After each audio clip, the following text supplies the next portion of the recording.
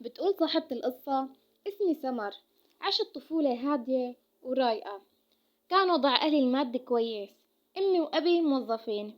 مرت الأيام وأمي وأبي ما عاد في بينهم تفاهم، ويضل البيت مشاكل كتير، فقرروا ينفصلوا ونحن لسه كنا صغار.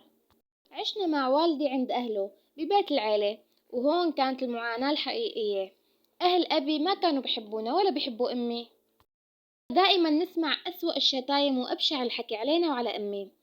كانوا يضربونا على طول ويعاملونا أسوأ معاملة. صاروا يفرقوا بيننا وبين ولاد عمي بالمعاملة. أنا كل يومين أو ثلاثة نزور أمي، بس بعد فترة أمي تزوجت وانشغلت بحياتها، وأبي دائما مشغول بشغله وما يشوفنا ولا يسأل عنا. زاد الضغط علينا من عماتي، وكان في بيناتهم عمة وحدة قلبها طيب وبتحبنا وتدافع عنا. بمرة حاولت أحكي لأبي عن معاملة عماتي السيئة إلنا، وأبي عمل مشكلة كبيرة مع خواته وأهله، بس بعد ما طلع من البيت رجعوا يعاملونا نفس المعاملة وحتى أسوأ من قبل. صاروا يضربوا فينا ويسبوا علينا وعلى أمي كمان. حرفيا كانت هاي الأيام أصعب أيام بحياتنا.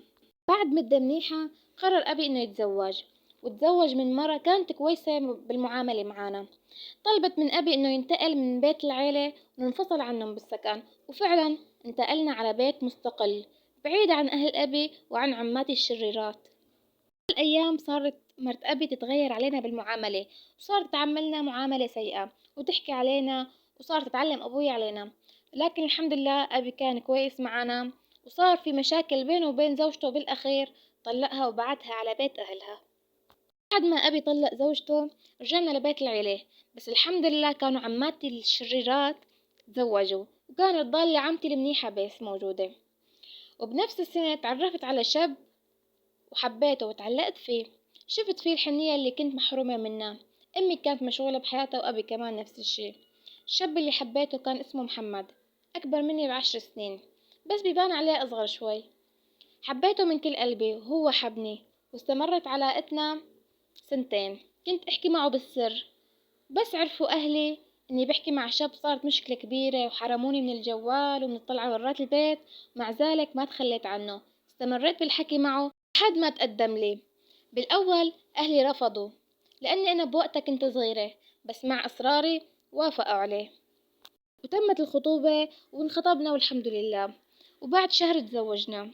ببداية الزواج كانت معاملته كويسة معي، كنا عايشين أحلى أيام حياتنا مع بعض. سكنت بالطابق الثاني فوق بيت أهله. بعد فترة من زواجنا بلش محمد يتغير معي بالمعاملة، وأغلب الأوقات يضل قاعد وماسك جواله. شكيت فيه إنه عم يخونني، بس ما كنت أقدر أقرب على جواله أو فتشه، لأنه كان كل الوقت جواله معاه، عامل لجواله رمز صعب. صار مع الأيام يتحجج ويعمل مشاكل على أتفه الأسباب. انشغل عن جواله شوي ونسي جواله بالغرفة. دخلت وفتحت جواله وبلشت أدور فيه. طبعا عرفت الرمز من مدة، بعد ما راقبته كتير وعرفت الرمز. وهون كانت الصدمة، عرفت مصايب بالجوال، وفعلا كان عم يخونني. كلام حب وغزل ووعد بالزواج. عملت مشكلة كبيرة، تركته ورحت على بيت أهلي.